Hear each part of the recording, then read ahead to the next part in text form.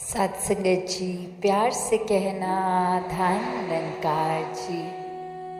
आज जयपुर में जहाँ सत्संग का सभी ने आनंद लिया और राजस्थान में ये पिछले 5 दिनों से एक अवसर मिल रहा है आप सबके बीच सत्संग करने का, तो हर जगह यही भाव कि इंसान हो तो इंसान वाला जीवन जियो, मानवीय गुणों से युक्त हो, आपसी प्रेम प्यार विनम्रता सत्कार ऐसे भावों से एक जीवन युक्त हो और जीवन में प्राथमिकता हर समय इस ईश्वर परमात्मा निराकार को दी जाए। पहले इसको जान के फिर जीवन में हर पल के लिए शामिल करके, तो भक्तों ने हमेशा से यही संदेश जो आज भी हमने अलग अलग माध्यम से श्रवण किया, एक जीवन को सुधारने वाले भाव और यही चेतनता की आवाज़ कि जीते जी इस जीवन का मोल डाल लिया जाए, इस आत्मा और परमात्मा का मिलन इस ब्रह्म ज्ञान से करा लो, जीवन को सफल कर लो। जीवन को जीते जीते हमें जहाँ चेतन भी रहने की बहुत आवश्यकता है कि सिर्फ इतना नहीं कि ये परमात्मा एक बार देख लिया अंगसंग है फिर इसको भुला दिया जाए। एक जागरूकता जीवन में हर पल के लिए हो। ये सिर्फ एक सामाजिक रूप ही नहीं, ये आध्यात्मिक रूप की एक चेतनता कि कैसे हमें एक चालाक नहीं बनना, चेतन बनना है। चालाकी तो संसार के हर कोने में देखी जाती है। कोई किसी का कुछ हक दबोच लेता है चालाकी से, या फिर अपना काम करने के लिए किसी को नीचे खींच लेता है, गिरा देता है। तो भक्त तो हमेशा से एक अपलिफ्टमेंट ही करते हैं, एक सुधारक समाज के भी और हर एक की आत्माओं की भी ये चिंता की ये पीड़ा, एक आत्मा इतने योनियों से भटक के अब जब मानव शरीर में आई है तो ये हर एक आत्मा जान ले कि असली स्रोत क्या है। और यही बात कि जीवन को फिर हर पल इतने जागरूकता से जीना है कि हर पल में कोई भी काम कर रहे हो पर एहसास इस परमात्मा का, जैसे बोलते भी हैं कि हथ कार बल दिल यार बल, कि एक कुछ भी कार्य कर रहे हैं तो हाथ से अगर काम हो रहा है पर ये मन उस काम को तो पूरी तरह जहाँ जागरूकता से कर रहा है, पर ये परमात्मा से ही एक लगन में लगा हुआ है। फिर चलते फिरते खाते उठते बैठते पारिवारिक कर्तव्य पालन पोषण पढ़ाई लिखाई काम इत्यादि कुछ भी हो, ये मन तो टिक गया इस परमात्मा में निराकार में हर समय लीन, और फिर सहज रूप में दिनचर्या हो रही है। तो बात वही कि अक्सर जीवन में जो इस तरह भोलेपन में प्रेमा भक्ति कर लेते हैं वो एक चालाकी को नहीं अपनाते, एक चतुराई को नहीं, एक हमेशा चेतनता को अपनाते हैं। एक उस तरह इल्ज़ाम किसी और पे नहीं, अपने अंदर ही देखते हैं कि अगर कुछ कर रहे हैं हम दिन में तो वो हमारे वजह से कुछ गलती हो रही है। कोई एक्सटर्नल फैक्टर, कोई बाहर का और कोई कारण नहीं, हमारे अंदर की कमी, उसको सुधारने का भाव। और वही संसार में तो फिर कोई भी चीज़ किसी के साथ हो तो वो गलती अपने नहीं सामने वाले की ही देखते हैं। एक कहानी भी जो अक्सर हमने सत्संग में हमेशा सुनी कि कैसे एक पिता उस तरह से तो एक स्कूल का टीचर और वो पढ़ाई वहाँ न जाने कितने सालों से कितने विद्यार्थियों को पढ़ा रहा, और वहीं अब अपने बच्चे को घर पे भी वही सब्जेक्ट पढ़ा रहा। और अब जब एग्ज़ाम्स हुए तो स्कूल के तो विद्यार्थी, उसके स्टूडेंट्स बहुत अच्छी तरह बहुत अच्छे नंबर से पास, और अपना खुद का बच्चा जिसका टीचर चाहे वो खुद ही और बाकी अन्य बच्चों का भी उसके कुछ नंबर खास नहीं, तो जब अपने बच्चे को वो सवाल पूछता है कि ऐसा क्या कारण हो गया एक जो आप अच्छी तरह से एग्ज़ाम्स में नहीं नंबर ला सके, और अब वो बच्चा ये कहता है कि आप तो पिताजी पढ़ लिख के इतने अच्छे हो गए कि आप तो खुद टीचर बन गए हो, और ये एक आप जब टीचर बने तो आपके कितने नंबर आते थे। तो वो आगे से कहता है वो पिता कि मेरे तो हर बार पूरे नंबर आ जाते थे, जितने का भी एक एग्ज़ाम होता था पूरे अंक ले आता था। और वो बच्चा फिर टीचर को कहता है तो आपका टीचर तो बहुत अच्छा होगा कि आप इतने अच्छे नंबर ला रहे हो, पर मेरा टीचर अच्छा नहीं था, मैं कम नंबर लाया। तो बात वही चतुराई की कि अब वो अध्यापक में कमी नहीं है, जहाँ वो स्कूल में 50 बच्चों के अच्छे नंबर, तो वो अध्यापक की कमी नहीं है, अध्यापक ने तो बहुत अच्छा पढ़ाया, और यहाँ वो एक विद्यार्थी जो उसका अपना ही बच्चा अच्छा नहीं, तो वो कमी अपने अंदर नहीं देख रहा कि शायद मैंने ही अध्ययन ठीक नहीं किया, शायद जितने ध्यान से परीक्षा की तैयारी एक लगन से करनी थी मैंने नहीं की, पर इल्ज़ाम 1 मिनट में अपने पिता पे कि आपने ठीक से नहीं पढ़ाया, ये नहीं कि मैं ठीक से पढ़ा नहीं। तो बात यही, भक्त हमेशा एक आत्ममंथन करते हैं, अपने अंदर ही अपनी कमी खोज के उसके सुधार पे लगते हैं, एक कभी भी दूसरी के ओर उंगली नहीं, सब अपने अंदर ही झांकने की बात करते हैं। में अक्सर जिक्र होता है कि क्या हम आग लगाने वालों में गिनती हो रही है कि आग बुझाने वालों में हो रही है। चाहे योगदान एक अपनी क्षमता अनुसार हम जितना दे रहे हैं, चाहे कोई ज़्यादा दे रहा है कोई कम, पर अपनी क्षमता से तो पूरा ही दे रहे हैं।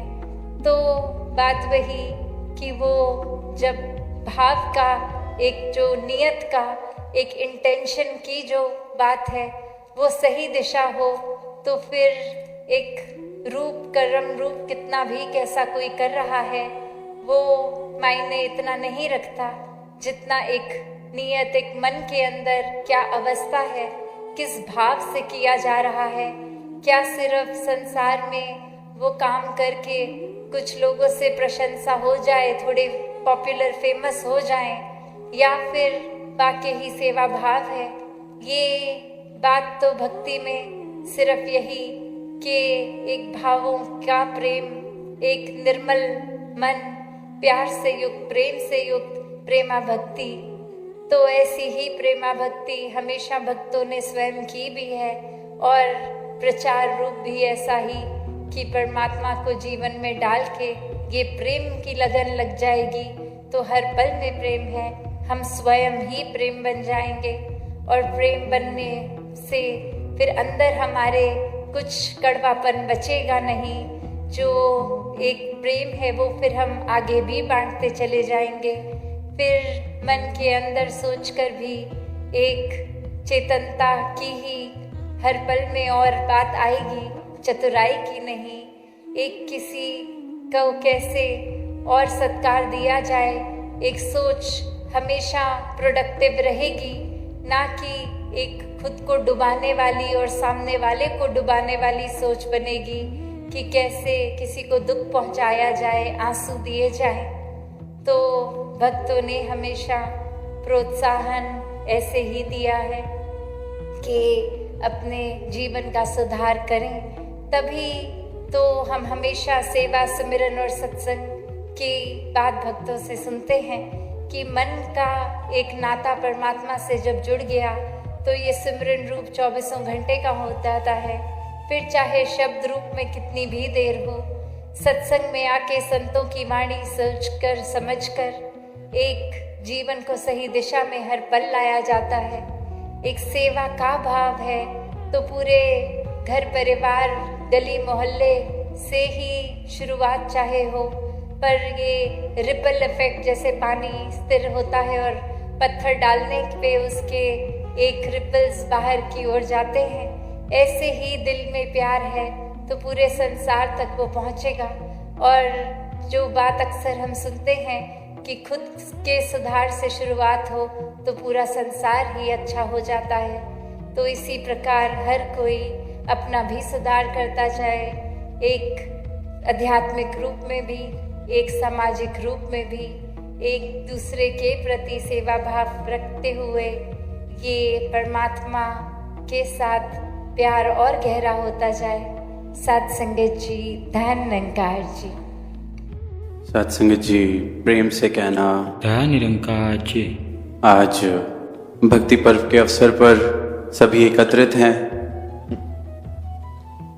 भक्ति भरे जो जीवन रहे हैं, जो इस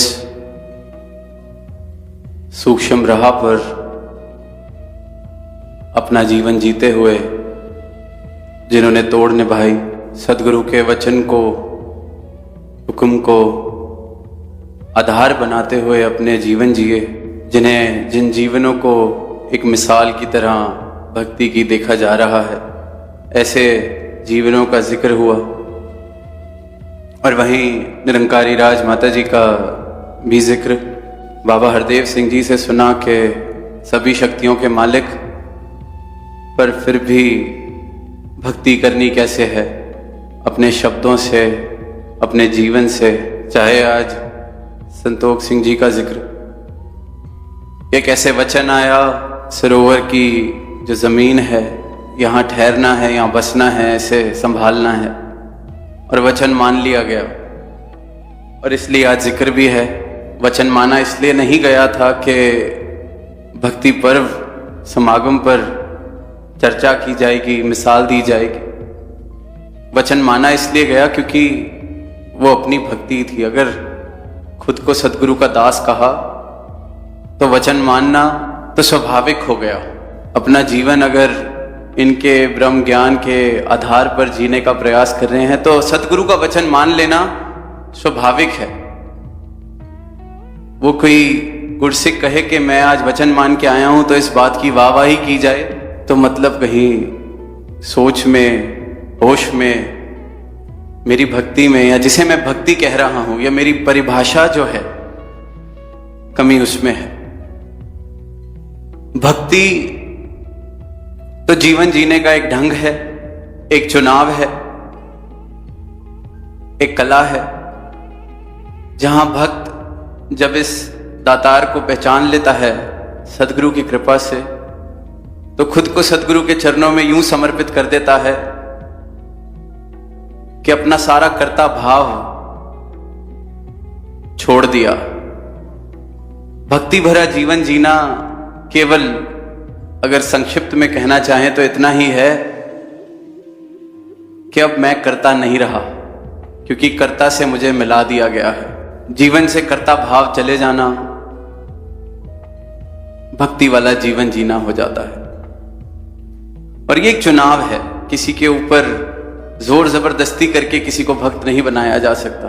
और यही परिभाषा है, सत्य की एक ही परिभाषा हो सकती है, जिसे समझ आ जाए तो वो दुनिया के जिस भी कोने में हो वो भी वही परिभाषा बोलेगा जो दुनिया के इस कोने में बोली जा रही है।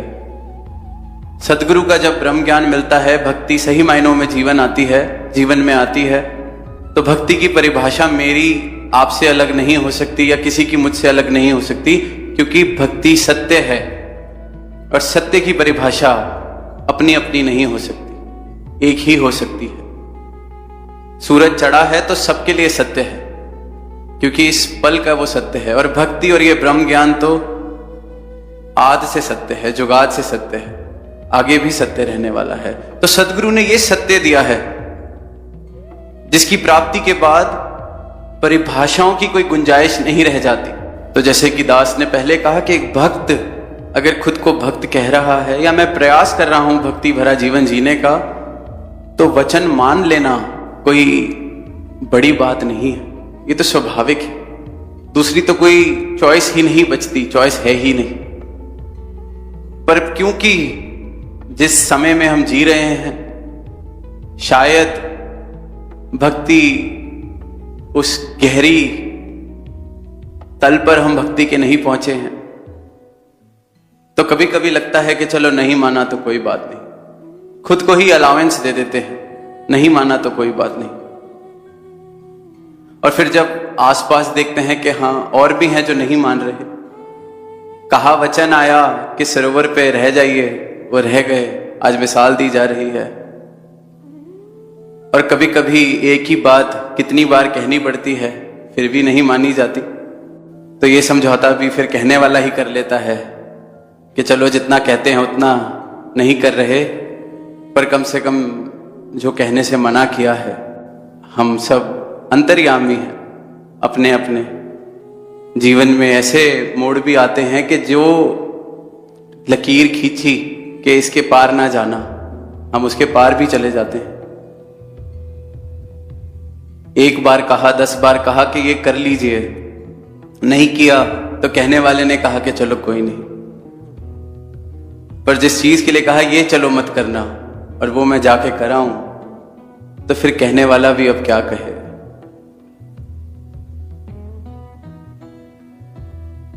आज जब ये माइक आ रहा था तो ध्यान में वो बात आई जो भगवान बुद्ध के विषय में सुनते हैं कि उन्होंने कहा, वो मौन हो गए, बोलना छोड़ दिया।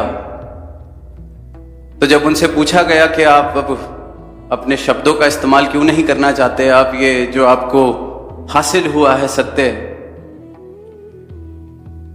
शब्दों से इसको दुनिया तक क्यों नहीं पहुंचाना चाहते, तो उन्होंने कहा कि मेरे कहने से क्या फर्क पड़ना है, जिसने बदलना है उसको इस परमात्मा ने वैसे ही बदल देना है, और जिसने नहीं बदलना उसके आगे मैं जितना भी कहता जाऊं उसने सोते ही रहना है।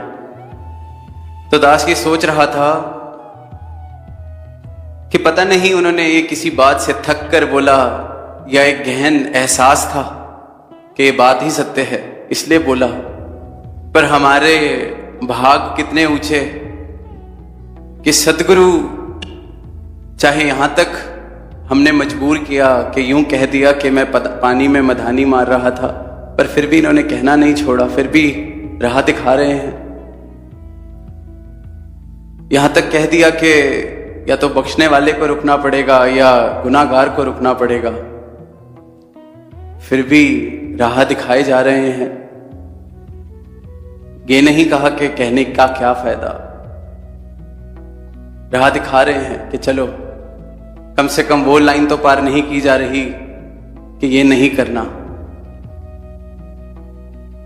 तो समागम से ही आत्मा मंथन का विषय चल रहा है, तो आज भक्ति पर्व पे भी आत्मा मंथन इसी बात का होना चाहिए कि भक्ति है क्या, मेरे लिए भक्ति क्या है, क्या मेरी भक्ति अभी भी मेरी परिभाषा के अनुसार है, तो मतलब सही मायनों में भक्ति अभी भी नहीं हो रही है। कुछ पंक्ति हम संगत में अक्सर सुनते हैं कि सुध दारा और लक्ष्मी पापी के भी होए, संत समागम हरि कथा तुलसी दुर्लभ होए। बचपन से बाल संगत से सुनते आ रहे हैं, अभी भी कहीं भी दास को टूर पे जाने का अवसर मिलता है, कहीं भी संगत करने का मिलता है, शायद ही कोई 2 या 3 दिन गुजरते होंगे और कोई ना कोई इन पंक्तियों का जिक्र जरूर करता है। मन में बड़े समय से ख्याल था इन पंक्तियों को लेके, आज भक्ति पर्व का अवसर है, पारिवारिक रूप में हम बैठे हैं, तो भाव ये आया कि ये कहना तो बहुत आसान है कि सुध दारा और लक्ष्मी पापी के भी होए, संत समागम हरि कथा तुलसी दुर्लभ होए। तो क्या मैं ये संत समागम और हरि की कथा इसलिए कर रहा हूं क्योंकि संसार की उपलब्धियां मैं चाहकर भी नहीं कर पाया, तो मैंने जिन्होंने पाया उनको पापी घोषित कर दिया कि ये तो पापियों को भी मिल जाता है, मैं तो ये संत समागम कर लेता हूं। चाहत अभी भी संसार की है, चाहत अभी भी उपलब्धियों की है, चाहत यही है कि महल माड़ियां बनानी है, पर अब नाकामी को कहीं इस भक्ति के नाम से तो नहीं छुपाने की कोशिश की जा रही, अपने अहंकार को बचाने की कोशिश ये कह के तो नहीं की जा रही कि चलो ये तो पापियों का काम है, हम तो फकीर हैं, हम तो संत हैं, हम संत समागम करते हैं, हम हरि कथा करते हैं। दुर्लभ होती है। पैसा तो हर पापी कमा लेता है, संसारिक उपलब्धियां तो हर पापी बना लेता है। तो ये अपनी परिभाषा। बात समझने वाली ये थी कि ये तो जिन्हें कहा गया कि ये जो सुध दारा और लक्ष्मी पापी के भी होए, कि ये तो संसार की माया है, सही मार्ग से भी कमाई जा सकती है, और जो पाप के रास्ते पे चल रहा है, किसी को नीचा खींच रहा है, दुख पहुंचा रहा है, वो भी ये कमा सकता है। दोनों तरीके हैं। अपनी लकीर बड़ी करके भी कमाई जा सकती है, किसी की लकीर छोटी करके भी कमाई जा सकती है, संसार की माया। पर फिर भक्ति करते हुए मेरे मन में यह सवाल क्यों आता है कि मैं तो संगत आता हूं, मैं तो किसी का दिल नहीं दुखाता, पर वो देखो पापी, उसका घर कितना बड़ा हो गया है, मुझे तो नौकरी से भी निकाल दिया जहां मैं नौकरी कर रहा था। बात समझने वाली है। भक्ति का मार्ग मैंने उन संसार की उपलब्धियों को प्राप्त करने के लिए अगर चुना है तो परिभाषा पहले ही दिन गलत हो गई। वो बात अलग है कि बख्शिश में, झूंगे में जो मर्जी मेरी झोली में डाल दे, सब कुछ जो डाला है इन्होंने ही डाला है। पर भक्ति की परिभाषा ये है अगर कि मैं अच्छा इसलिए बोलता हूं, दिल इसलिए नहीं दुखाता क्योंकि ये मुझे इस भक्ति की रास्ते से कमाना है। भक्ति की राह कर्ता भाव को त्यागने वाली राह है। जीवन से कर्ता भाव खत्म हो जाए तो मैं भक्त बन सकता हूं। लेकिन अगर सुध दारा और लक्ष्मी के लिए ही भक्ति की जा रही है और मन में बार बार ये सवाल आ रहे हैं, वो देखो पापियों को मिल रहा है, दिल दुखाने वालों को मिल रहा है, झूठ बोलने वालों को मिल रहा है, मुझे नहीं मिल रहा, मन में ये भाव। और फिर अंत में खुद को समझाने के लिए, समझौता करने के लिए मैं भी कह दूं चलो संत समागम हरि कथा, ये तो बड़ी दुर्लभ है, मुझे दुर्लभ हीरा मिला है, दुर्लभ भाव मिले हैं, पर बचा मैं अहंकार को ही रहा हूं। तो ये भाव भी आत्मा मंथन करने योग्य है कि कहीं ये भक्ति, क्योंकि संतों ने कह दिया दुर्लभ है। जैसे दुनिया में जिसके पास हीरा है उसे अमीर कहा जाता है क्योंकि उसके पास एक दुर्लभ वस्तु है। हीरे की कीमत इसलिए दुर्लभ है, सबके हाथ में एक एक हीरा पकड़ा देंगे तो हीरे की क्या कीमत रह जाएगी, तो इसलिए हीरे की कीमत माया है। कहीं जिस कारण हीरे की चाहत है कि ये दुर्लभ है, कीमती है, इसलिए मुझे लेना है ताकि मैं अमीर बन जाऊं, ताकि मेरे पास कुछ ऐसा हो जिससे मैं दुनिया में अपनी मन मर्जी कर सकूं, खर्चा कर सकूं, जैसा जीवन चाहता हूं वैसा जी सकूं। उसकी दुर्लभता के कारण उसकी कीमत है, संसार की हर वस्तु की कारण दुर्लभता की वजह से। तो कहीं यही अहंकार मैं ना कर लूं कि चलो दुनिया वाले तो फिर हीरा कमा लेंगे, मैंने तो ये भक्ति दुर्लभ है और खुद को ये कह दिया हमने इस दुर्लभ हीरे को पाया है, पर मन में बना इसको भी माया लिया कि अपनी कीमत बढ़ानी है। अरे हम तो संत हैं, हम तो फकीर हैं, पैसा कमाना तो पापियों का काम। अगर ऐसा होता तो सदगुरु कभी गृहस्थ में रहने का प्रण नहीं देते, ऐसा होता तो राजा जनक को कभी ये ज्ञान ना हुआ होता, ऐसा होता तो स्वयं राम के रूप में थोड़ी आते। ये तो भाव है समझने वाला, हृदय का भाव है भक्ति। जीवन क्या है मेरा, ये है भक्ति। तो चुनाव भक्ति की राह का अगर किया है तो इस बात को समझ लें, इस बात को मान लें कि अपनी परिभाषाएं नहीं चल सकती। अपनी परिभाषाएं चल रही हैं तो कर्ता भाव मौजूद है, और भक्ति सिर्फ और सिर्फ जीवन से कर्ता भाव चले जाने का नाम है कि मैं हूं ही नहीं, आप। और ये चुनाव है। इन्होंने नहीं कहा कि समर्पण करो, इन्होंने नहीं कहा बात माननी पड़ेगी, इन्होंने नहीं कहा कि जबरदस्ती कुछ करो। ये तो यहां तक कहने लग गए हैं कि संगत में भी जबरदस्ती ना आओ, कारण इस आनंद के लिए आओ, भक्ति के लिए आओ। और साथ साथ ये भी कह रहे हैं कि संगत मत छोड़ो, संगत करनी बड़ी जीवन अगर आनंद वाला चाहिए तो संगत जरूर करते जाओ, संगत ना छोड़ो, पर साथ साथ ये भी कह रहे हैं कि जबरदस्ती मत आओ।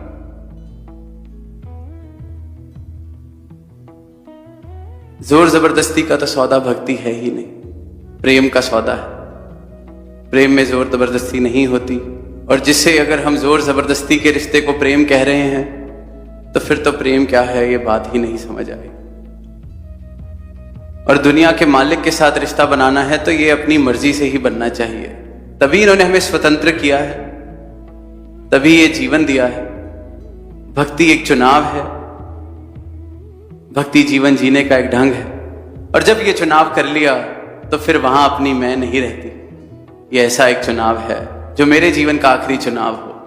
ये चुन लिया तो अब आपने चुनना है, आपने रास्ता दिखाना है, आपने चलाना है। और कते ही, क्योंकि इसके बाद जो नौजवान दास की उम्र के हैं वो कहेंगे कि मतलब कुछ करना ही नहीं, सब कुछ अपने आप होगा, तो फिर हम कोई इच्छाएं छोड़ दें, कोई प्राप्तियों के प्रयास छोड़ दें? बिल्कुल नहीं। जो कुछ पाना है, जितनी आज सोच है पाने की, दास कहेगा उससे 1000 गुना बड़ी सोच करके पाने का प्रयास किया जाए। पर नहीं मिला तो मैं करता नहीं था, कर्ता भाव छोड़ना ये कहा गया। अपनी अपनी परिभाषाएं हम छोड़ दें तो भक्ति की राह पर चल पड़ेंगे, भक्ति की राह पर चलने लग गए हैं। क्योंकि परिभाषा बनाने में इंसान बहुत आगे है, अपनी मन मर्जी से कुछ भी बना लेता है। जैसे हम सब ने बख्शनहार होने की एक परिभाषा बना रखी है कि ये बख्शनहार तब होंगे अगर ये करेंगे तो।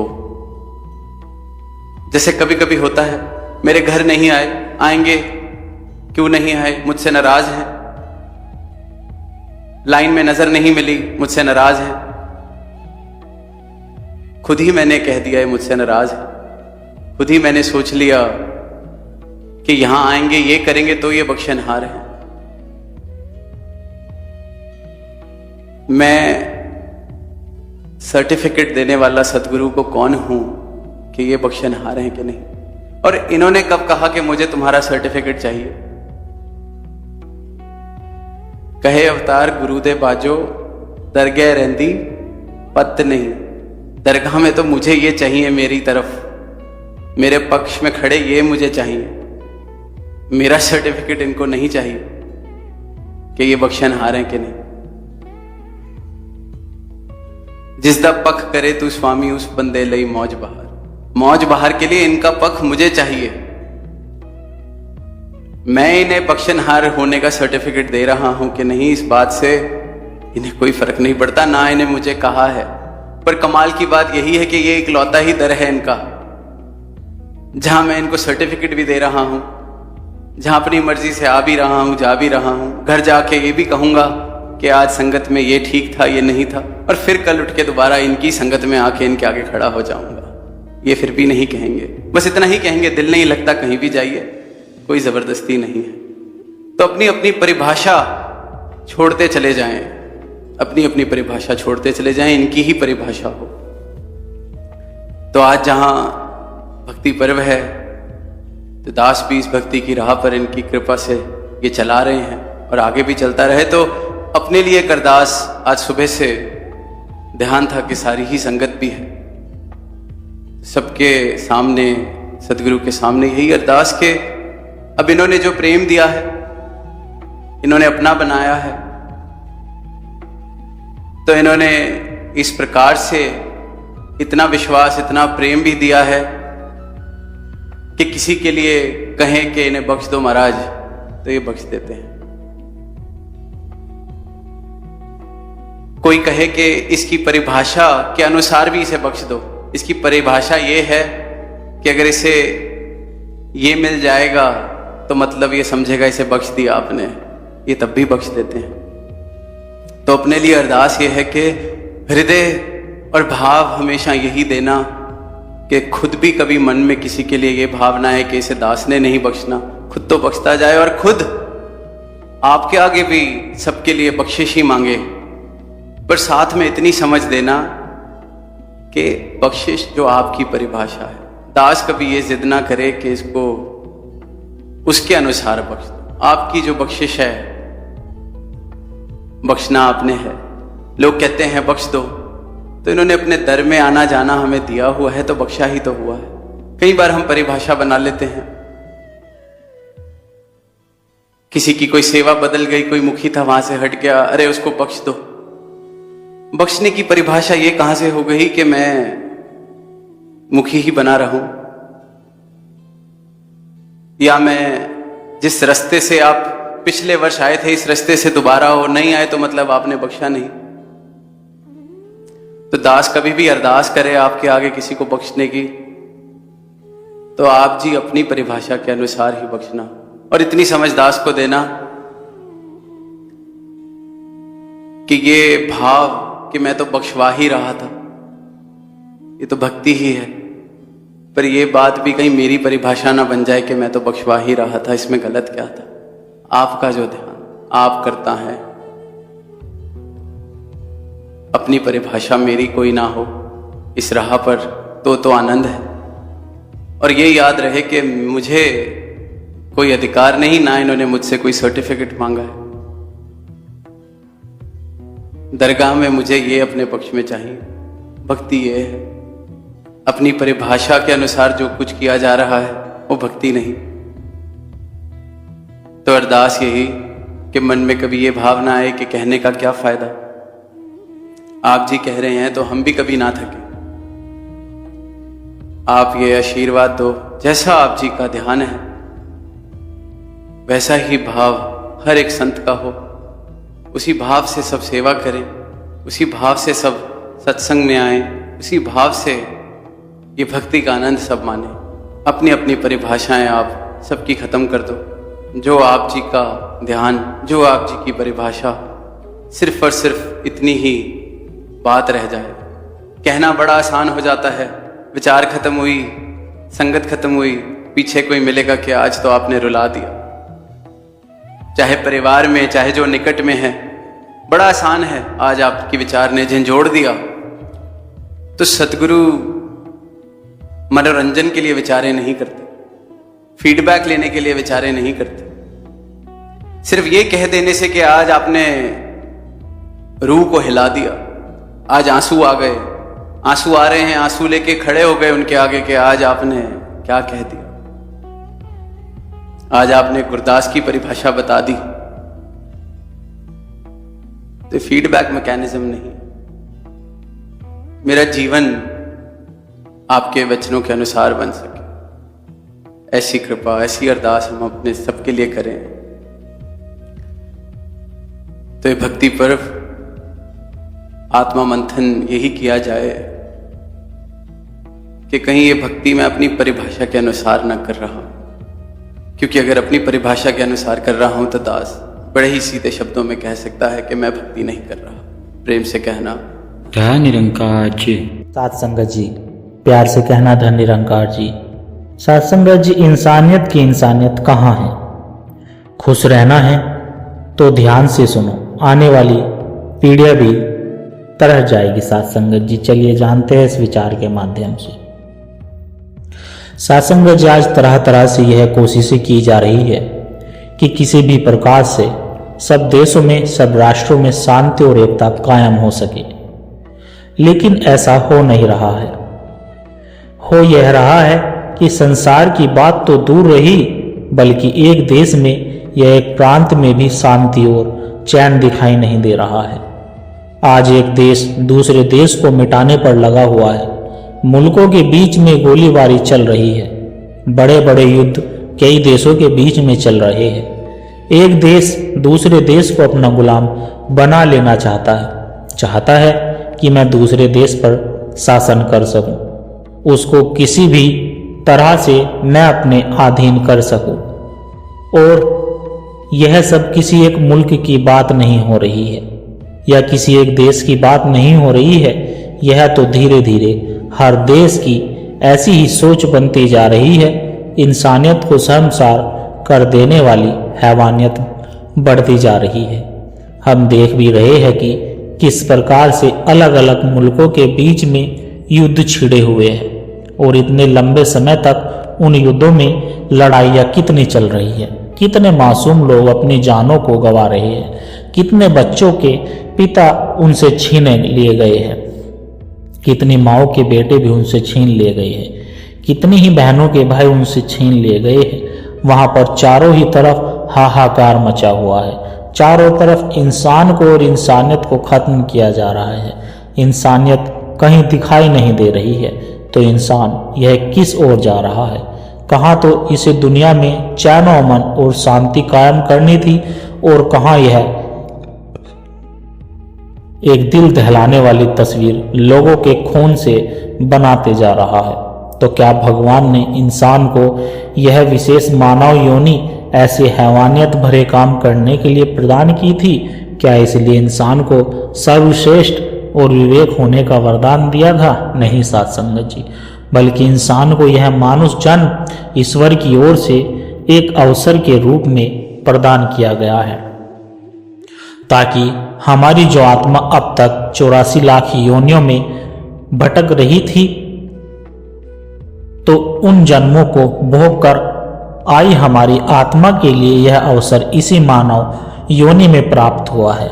इसी जन्म में ईश्वर ने इंसान को विवेक यानी बुद्धि भी प्रदान की है, और इंसान अपनी बुद्धि की शक्ति से इतनी तरक्की प्राप्त कर चुका है कि चांद पर तो यह बहुत पहले ही पहुंच चुका था, अब तो इसकी दौड़ और भी इससे आगे बढ़ रही है। साथ संगत जी, धरती पर भी इंसान अनेकों खोज कर रहा है और अपने रहने के, अपने आराम के सारे सामान इकट्ठा कर रहा है, लेकिन जिस प्रभु परमात्मा की कृपा से इंसान को यह सब कुछ प्राप्त हो रहा है, तो उसकी ओर इसका कभी ध्यान ही नहीं जाता है, और इसका नतीजा यह होता है कि एक पलड़ा तो इसका भरा रहता है, लेकिन दूसरा पलड़ा खाली रह जाता है। अर्थात जो संसारिक पदार्थों से भरा हुआ पलड़ा होता है, तो वह हमेशा नीचे रहता है, उसे कोई भी ऊंचाई प्राप्त नहीं होती। और अगर मानव केवल संसारिक पदार्थ प्राप्त करके यह कहे कि मैंने बहुत कुछ प्राप्त कर लिया है या मैंने अपना बड़ा विकास कर लिया है, तो यह इसकी भूल है, क्योंकि वह नीचे ही लगा हुआ होता है। सत्संग जी, यानी वह वास्तविक विकास नहीं है, वह कभी शिखर को नहीं छू सकता। और दास के कहने का भाव यह भी नहीं है कि पदार्थों से ही मुख मोड़ लिया जाए। दास तो बस दो पलड़ों की बात कर रहा है सत्संग जी, क्योंकि जो दूसरा पलड़ा है तो वह आध्यात्मिकता का है, और अगर इंसान ने आध्यात्मिकता को ही अपने जीवन में स्थान नहीं दिया, तो फिर इसे कभी भी कोई भी वास्तविक सुख प्राप्त हो ही नहीं सकता, इसे शांति प्राप्त हो ही नहीं सकती है। कहने का भाव है कि जितने भी गुरु पीर पैगंबर हुए हैं, तो उनकी शिक्षा, उनकी देन हमेशा हमें ऊंचा बनाने के लिए काफी रही है, लेकिन आज भी हम कंगाल के कंगाल ही है। जैसे दास अक्सर कहता है कि भारत देश के लिए किसी इंसान ने खोज की, तो उसने कहा कि भारत एक बहुत धनवान देश है, पर यहाँ पर गरीब लोग रहते हैं। तो उसकी यह दृष्टि, उसके देखने का नजरिया, उसका कहने का भाव यह था कि यहाँ पर मटेरियल तो बहुत है, यानी साधन तो बहुत है, और जनशक्ति भी यहाँ पर बहुत है, लेकिन यहाँ पर इसका अच्छी तरह से उपयोग नहीं हो पा रहा है। जमीन में जो दबे हुए पदार्थ है, उनका भी यहाँ पर अच्छी तरह से प्रयोग नहीं किया जा रहा है। अर्थात उसने अपनी इस दृष्टि से यह बात कही कि हिंदुस्तान एक अमीर मुल्क है, लेकिन इसमें रहने वाले लोग गरीब है। तो इसी प्रकार से आर्थिक दृष्टि से नजर हटाकर अगर हम आध्यात्मिक दृष्टि से इस बात को समझ पाए और सोचने की आज हमारे पास जो दौलत है तो वह किस रूप में है। आज हमारे पास जो दौलत है वो महापुरुषों, गुरु पीर पैगंबरों के जीवन के रूप में हमारे पास है। उनकी शिक्षा, उनके उपदेश हमारे जीवन में एक दौलत के रूप में है, लेकिन इस दौलत के बावजूद भी हम आज भी गरीब है, कंगाल है। हमारी कंगाली साफ नजर आ रही है। हम जब मासूमों का खून बहाते हैं, जब हम मासूमों के घर जलाते हैं, यहाँ तक कि इंसानों को भी जिंदा जला देते हैं। एक ने तो यह भी कहा कि मुझे लोगों की हत्या करके अच्छा लगता है, तो यह हमारी गरीबी होने की निशानी है, यही हमारी कंगाली की पहचान है। संत गुरु पीर पैगंबरों की शिक्षा के रूप में जो एक दौलत हमारे पास है, लेकिन फिर भी हम कंगाल बने हुए हैं। क्योंकि हम उसका उपयोग ही नहीं करते हैं। हम इस दौलत को अपनाना ही नहीं चाहते हैं, इसलिए हम कंगाल के कंगाल ही रहते हैं। जिस तरह से कोई बुजुर्ग अगर बहुत जायदादों का मालिक हो, बड़ी उसकी रियासतें हो या बड़े उसके पास हीरे जवाहरात हो, लेकिन अगर कहीं उसके आगे आने वाली पीढ़ी उससे पिछड़ जाए और उस तक वह दौलत पहुंचे नहीं, तो उसकी वह संतान गरीब की गरीब ही रहेगी। वह कभी कोई सुख का जीवन व्यतीत नहीं कर पाएगी, क्योंकि उसके पास बाप दादा ने जो सुख का जीवन उस समय व्यतीत किया है जब उनके पास उनकी धन दौलत थी। और इसी तरह अगर बेटा भी सुखी होना चाहता है तो वह भी इस दौलत के सहारे ही हो सकता है। यह नहीं कि मेरा बाप दादा अमीर था इसलिए मैं बड़ा अमीर हो गया हूं, तो ऐसा नहीं है, क्योंकि पिता के भोजन कर लेने से क्या बेटे की भूख शांत हो सकती है? और अगर पिता ने खाना खा लिया और बेटा इस बात को बार बार दोहराता रहे, तो क्या बेटे के शरीर को वह तंदुरुस्ती मिल पाएगी? क्या उसके शरीर की वह हष्ट पुष्ट हो पाएगी? बिल्कुल नहीं साथ संगत जी। हम जानते हैं कि हर एक शरीर को भोजन की जरूरत होती है। तो इसी तरह से अगर हम आज भी वह महान स्थान प्राप्त करना चाहते हैं, हम भी अगर अपने आप को भक्त कहलवाना चाहते हैं या हम भी अपने आप को धार्मिक कहलवाना चाहते हैं, तो हमें भी उनके जैसी भावनाओं को अपनाना होगा। वैसे ही धर्म का हमें पालन करना होगा जिस धर्म में दया सिखाई जाती है। और इस दौलत को पाने के लिए हमें हमेशा इस प्रभु दातार की महिमा, इसकी चर्चा करते रहना होगा। इसके अलावा हमें किसी और चीज की चर्चा करने की आवश्यकता नहीं है। हमने इस दातार प्रभु को एक आधार मानकर आगे बढ़ते जाना है। गुरुमुख की अवस्था सदा एक जैसी रहती है, जबकि संसार के इंसान बाहर कुछ और अंदर कुछ और होते हैं। उनके बारे में महापुरुष भी कहते हैं कि करुति पशु की मानस जाति, लोक पचारा करे दिन राति। अर्थात संसार का हर इंसान अंदर से कुछ और बाहर से कुछ और होता है, जबकि एक गुरुमुख आत्मा अंदर बाहर से एक ही होता है। वह अपने मन में और वचन में कोई फर्क नहीं करता। उसकी करनी और कथनी में हमेशा समानता बनी रहती है। और अगर गुरु शिष्य की कभी करनी और कथनी में अंतर आ जाता है तो उसके भी जीवन में कष्ट आने शुरू हो जाते हैं। तो अंत में दास इस दातार से यह अरदास प्रार्थना करता है कि जो भी बोल हमारे मुख से निकले तो उन पर चलने की हमें शक्ति प्रदान करे, और हमेशा इस दातार प्रभु ईश्वर परमात्मा की भक्ति में यह जीवन हम व्यतीत करते चले जाए और संसार को भी इस परमात्मा की भक्ति की ओर प्रेरित करते चले जाए, ताकि जिस प्रकार से हम इसकी भक्ति का आनंद ले रहे हैं तो इसी प्रकार से सभी इसकी भक्ति का आनंद ले सके। साथ संगत जी प्यार से कहना धन निरंकार जी। और साथ संगत जी आशा करता हूँ दास के द्वारा कहे विचार आप सभी संतों को अच्छे जरूर लगे होंगे। अगर अच्छे लगे हो तो वीडियो को लाइक करें, शेयर करें, कमेंट बॉक्स में धन निरंकार जी लिखकर अपने विचार साझा जरूर करें, और दास के चैनल को भी सब्सक्राइब जरूर कर लें। और प्यारे संतों, एक छोटी सी अरदास और है। अगर इन विचारों ने आपके दिल को छुआ है, अगर आपको आत्मिक शांति का इन विचारों से एक कण भी महसूस हुआ है, तो इस ज्ञान के प्रसाद को केवल अपने तक सीमित ना रखें, इस प्रेम के पैगाम को आगे औरों तक भी पहुंचाए, क्योंकि एक दिए से ही साथ संगत जी दूसरा दिया जलता है। जब हम इस सत्य की आवाज को और रूहों तक पहुंचाने का माध्यम बनते हैं तो यह भी निरंकार की एक बहुत सुंदर सेवा ही होती है। और इस ज्ञान की धारा से सद्गुरु के इन विचारों से निरंतर जुड़े रहने के लिए आप हमारे सत्संग के डिजिटल परिवार का हिस्सा बन सकते हैं, ताकि जब भी कोई नया विचार साझा हो वह आप तक सहज ही पहुंच जाए और हमें एक दूसरे के विश्वास से बल मिलता रहे। सद्गुरु हम सबकी यह छोटी छोटी सेवाएं स्वीकार करें और दास को यह भी आशीर्वाद दे कि दास हर रोज आप जी के चरणों में ऐसे ही सुंदर सुंदर प्रेरणादायक कहानी विचार लेकर आता रहे। साथ संगत जी प्यार से कहना धन निरंकार जी।